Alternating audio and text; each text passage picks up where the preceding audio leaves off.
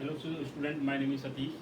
और मैं उससे पहले मैंने आपको प्लैंक कांस्टेंट के बारे में बता दिया था, लेकिन थोड़ा सा इसमें और रह गया था, तो मैं आपको बताने जा रहा हूँ प्लैंक कांस्टेंट के बारे में।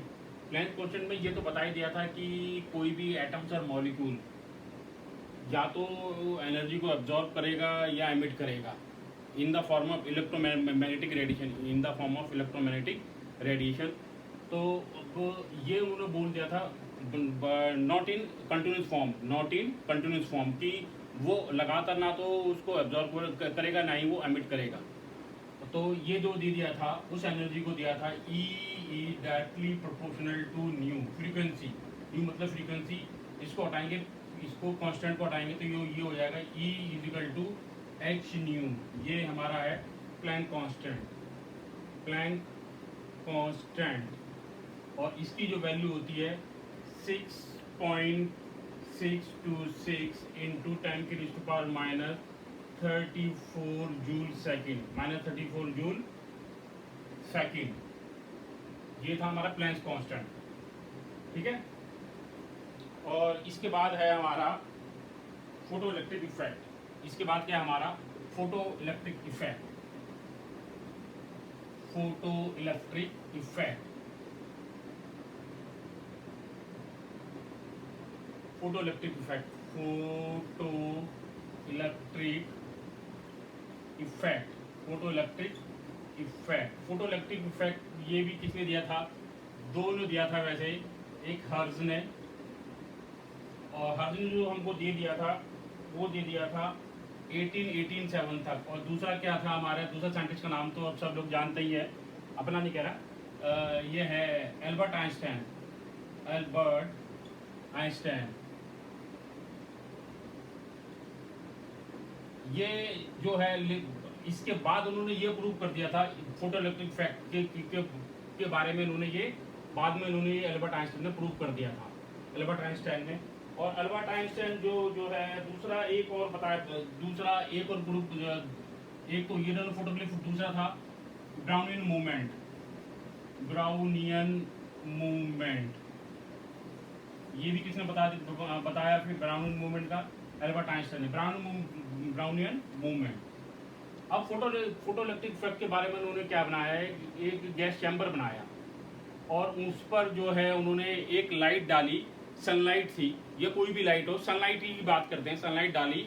लेकिन उस लाइट के जो गिरने में, और उन्होंने एक जो है मेटल लिया, और वो मेटल जो था वो ऐसा मेटल होना चाहिए जहाँ से इलेक्ट्रॉन निकालने में जो एनर्जी लगे वो हमारी कम से कम लगे, है ना। वो एनर्जी जो है उस मेटल से जो हमारा इलेक्ट्रॉन निकले, उसके लिए जो सनलाइट की एनर्जी है वो तो एक तो सनलाइट की अंदर जो एनर्जी है वो उस जो एनर्जी उस मेटल से इलेक्ट्रॉन को निकालने की जरूरत पड़ेगी वो उससे ज़्यादा होनी चाहिए, वो इससे ज़्यादा होना चाहिए। और वो जो भी एनर्जी सनलाइट की है वो लगातार उस पर गिरते रहे, कोई भी गैप नहीं होना चाहिए फोटो इलेक्ट्रिक इफेक्ट में। अब मैं उसका वो बना के दिखा रहा हूँ कि चैम्बर जो बनाया था उन्होंने,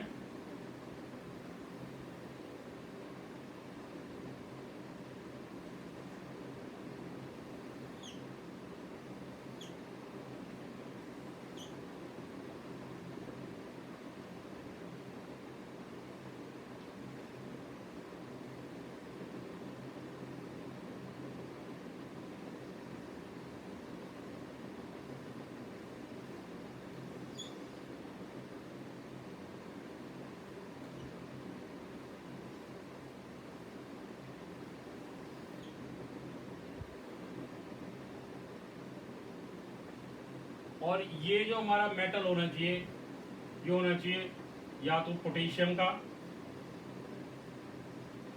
या रुबीडियम का,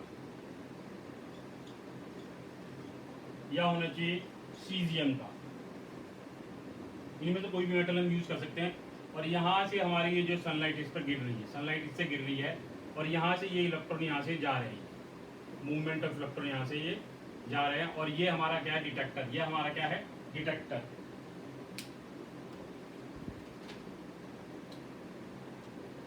ये हमारा है डिटेक्टर। और यहाँ से इलेक्ट्रॉन जब इससे जाएंगे और यहाँ से होते हुए यहाँ पर जाएंगे, ये पॉजिटिव चार्ज और ये नेगेटिव चार्ज, है ना। और ये हमारा गैस चैम्बर है, इस पे कोई मतलब ये वैक्यूम है, ये क्या है पूरा वैक्यूम। और यहाँ पर जो हमारी लाइट जो इस पे गिर रही है, इस पर हमारा no time gap, no time gap, लगातार गिरनी चाहिए, लगातार गिरनी चाहिए। ये किसने बताया? हमारा अल्बर्ट आइंस्टाइन ने। और हर्ज ने इसके बारे में स्टार्ट किया था, लेकिन वो पूरी तरह बता नहीं पाया। इसके बाद अल्बर्ट आइंस्टाइन ने तो ये पूरा ही प्रूव कर दिया था। उतारना चाहते हैं तो आप उतार सकते हैं इसको, फिर मैं इसके बारे में बताऊंगा कि इसमें है क्या ये।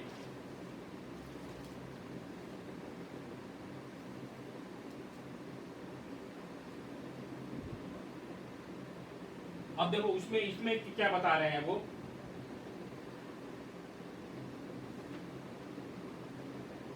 कि ये मैं बता दिया था कि ये जो लाइट है हमारी है, इस पे गिर रही है, उसकी इंटेंसिटी जो है वो मिनिमम होनी चाहिए।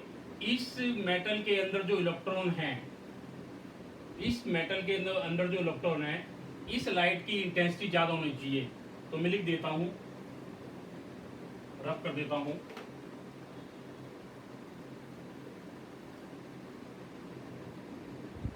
First light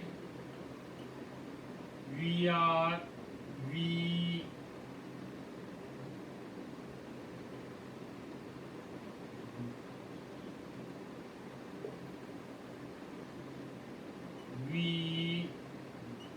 we are using on metal surface, जो लाइट हम मेटल सरफेस पर यूज कर रहे हैं, should be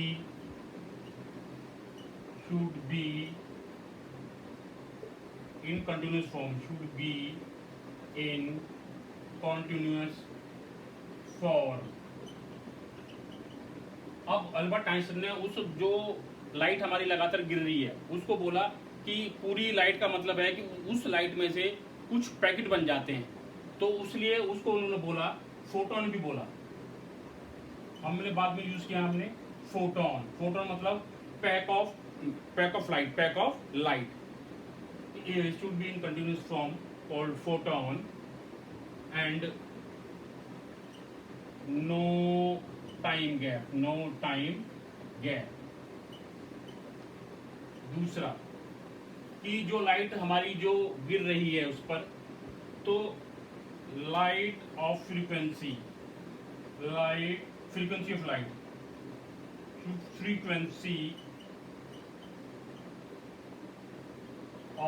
लाइट, फ्रीक्वेंसी को हम बात करते हैं लाइट की फ्रीक्वेंसी को न्यू से। और जो इलेक्ट्रॉन को निकालने के लिए उसको भी एक फ्रीक्वेंसी की जरूरत है, उसको हम बात करते हैं न्यू जीरो से। Frequency of light new is more than mu zero, उसको हम बोलते हैं न्यू जीरो। न्यू जीरो क्या है? न्यू जीरो वही है कि उस मेटल सरफेस से जब लाइट गिरेगी तो उस इलेक्ट्रॉन को निकालने के लिए जो एनर्जी की जरूरत पड़ेगी, यानी कि जिस फ्रीक्वेंसी की होने, उसमें जो लाइट में फ्रीक्वेंसी होना चाहिए वो जो है कम, वो जो है उस लाइट, ये वाली जो है लाइट, वो जो ये फ्रीक्वेंसी जो है new is greater than mu zero. अगर ये ज्यादा हो गई और जो लाइट हम डाल रहे हैं वो कम है, तो फिर वो इलेक्ट्रॉन निकलेगा नहीं, तो फिर वो इलेक्ट्रॉन निकले। अगर ये केस हो जाता है क्या कि ये वाला केस, अगर ये वाला केस होता है हमारा, ये वाला केस अगर होता है, अगर मैं बात करूं कि mu zero greater than new, तो फिर ये गलत हो जाएगा, ये हमारा क्या हो जाएगा? गलत हो जाएगा। फिर तो हमारा इलेक्ट्रॉन निकलेगा ही नहीं। जब इलेक्ट्रॉन नहीं होगा तो जो डिटेक्टर हमने लगाया था वो होगा ही नहीं, और एमीटर पे जो हमारा दिखाएगा कि जो इलेक्ट्रॉन जो हमारा किस तरह बिहेव कर रहा है, इलेक्ट्रॉन जो हमारा इलेक्ट्रिक करंट की तरह भी बिहेव कर रहा है, तो ये फिर होगा ही नहीं ये काम, है ना। दूसरा हमारा है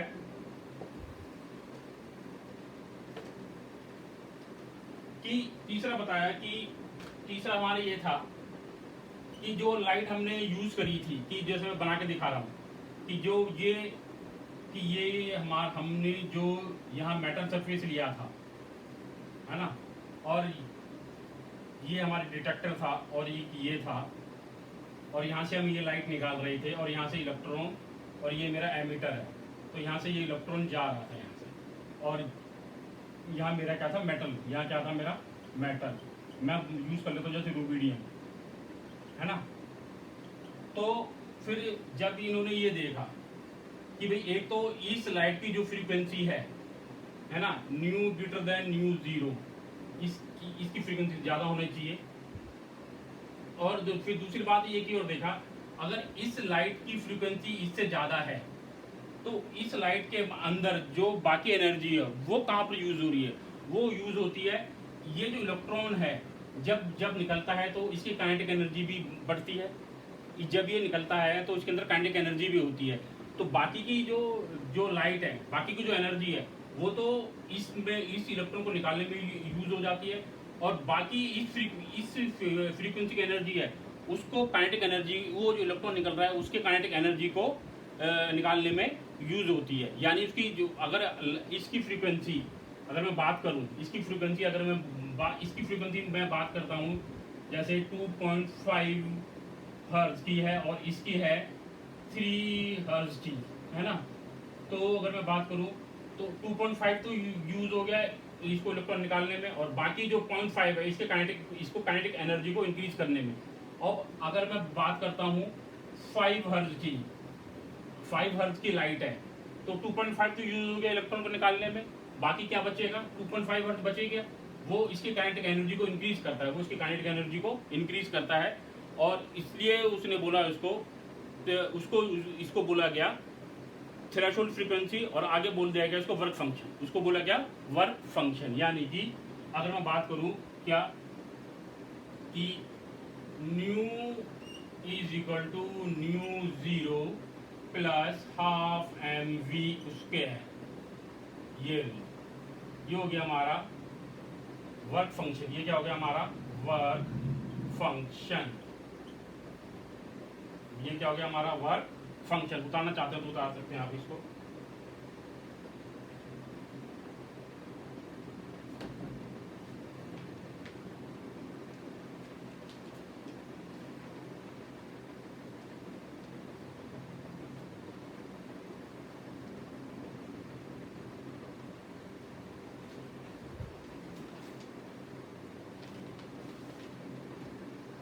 दूसरा है हमारा हाइजेनबर्ग अनसर्टेनिटी प्रिंसिपल, दूसरा है हमारा Heisenberg uncertainty principle.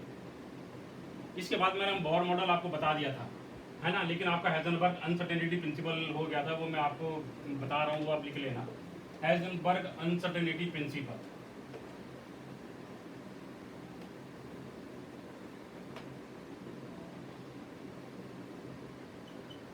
Heisenberg uncertainty principle, Heisenberg uncertainty principle. ये क्या बताता है, it is impossible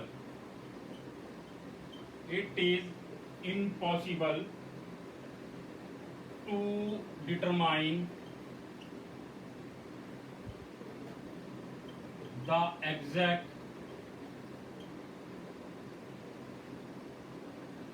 position and velocity simultaneously of any electron। ये किसने बताया मेरे को, हाइजेनबर्ग अनसर्टेनिटी प्रिंसिपल ने। उसने बोला कि मान के चलो हमारे पास कोई एक इलेक्ट्रॉन यहाँ पर है, और ये जानने के लिए कि ये इस इलेक्ट्रॉन अभी कहाँ पर है और जो है अभी इसकी वेलोसिटी क्या है, क्या है। तो उन्होंने यही बात बोली थी कि एग्जैक्ट पोजीशन, या तो अगर मैं ये जानना चाहूँ कि अभी ये कहाँ पर है, तो ये जानने के लिए मैंने एक लाइट इस पर डाली, जैसे ही मैं लाइट इस पर डालूंगा तो इस इलेक्ट्रॉन के अंदर जो काइनेटिक एनर्जी है वो बढ़ जाएगी, जिसकी वजह से इसकी स्पीड होगी यहाँ पर आ जाएगी। तो ये तो मुझे पता चल जाएगा कि ये अभी यहाँ पर है, कि इसकी पोजीशन तो पता चल गई, हमारे पास चल गई, है ना। तो लेकिन इसकी जो वेलोसिटी पता नहीं चलेगी। वेलोसिटी क्यों नहीं पता चलेगी, क्योंकि जैसी लाइट इस पर डालेगी तो इसका मास बढ़ जाएगा, तो दोनों में से एक चीज पता चलेगी, या तो हमको पता चलेगा उसकी एग्जैक्ट पोजीशन या फिर उसकी एग्जैक्ट वेलोसिटी। इसको हम बोलते हैं हाइजेनबर्ग अनसर्टेनिटी प्रिंसिपल, और इसका फॉर्मूला होता है हमारा, लिखना चाहते हैं तो आप लिख सकते हैं,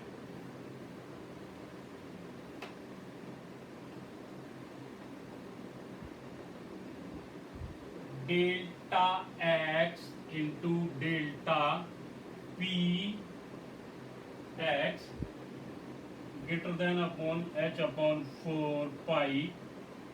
अब P है तो ये हो जाएगा delta x into delta m into v is equal to, तो ये जाकर हमारा यहाँ पर ले आते हैं, तो h upon 4 pi x.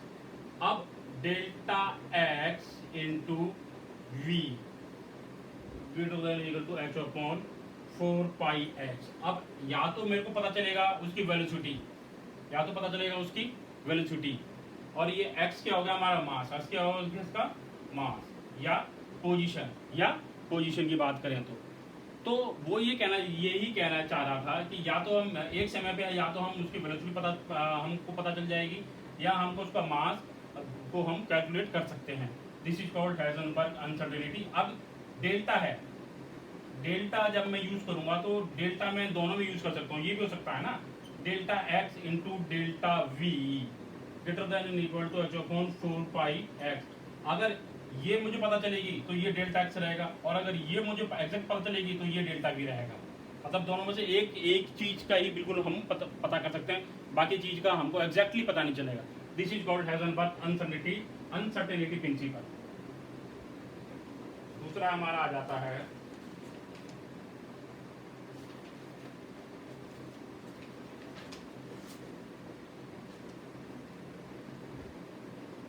Schrodinger wave equation. अगला है हमारा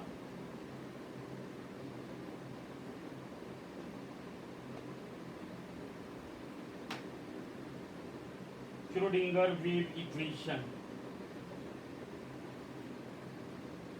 श्रोडिंगर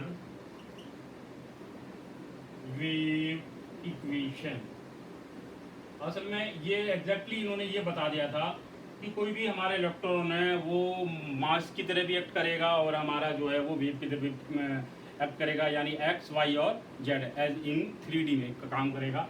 उन्होंने एक जो है वो फॉर्मूला बनाया, E is equal to nu is equal to h new.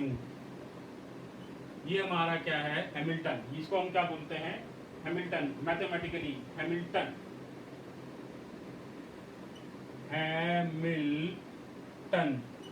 और ये हमारा साई है, ये क्या होता है हमारा साई, और ये क्या है हमारी एनर्जी, ये क्या है हमारी एनर्जी ऑफ इलेक्ट्रॉन दूसरा, और ये इसकी ये मैथमेटिकल इक्वेशन है, ये क्या है इसकी मैथमेटिकल इक्वेशन,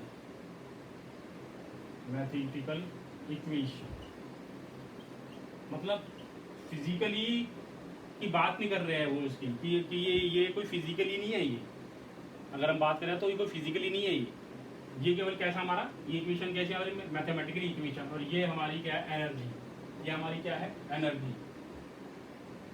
अब ये है हमारी क्या, और इसके बाद ही इन्होंने ये बताया कि किसी भी इलेक्ट्रॉन की एनर्जी की अगर मैं बात करूं तो वो सबसे पहली जो एनर्जी है वो होगी हमारी होगी, उसको हम बोलते हैं प्रिंसिपल क्वांटम नंबर। उसके बाद फिर हमारा होगा एजीमुथल क्वांटम नंबर, उसके बाद फिर हमारा है मैग्नेटिक क्वांटम नंबर, उसके बाद हम फिर होगा हमारा स्पिन क्वांटम नंबर।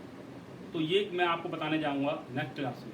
अगर फिर भी आपको कुछ कोई प्रॉब्लम आता है इसका, अभी तो मैं इसके बारे में थोड़ा और भी बताऊंगा, लेकिन अगली क्लास में बताऊंगा। तो अगर कोई और भी प्रॉब्लम आता है तो आप मेरे को कॉल कर सकते हैं, मैं अपना मोबाइल नंबर भी लिख देता हूँ और नाम भी लिख रहा हूँ, सतीश सिंह और 9773588960 for chemistry class 11th and 12th। कोई शक या कोई प्रॉब्लम हो तो आप मेरे को कॉल भी कर सकते हैं।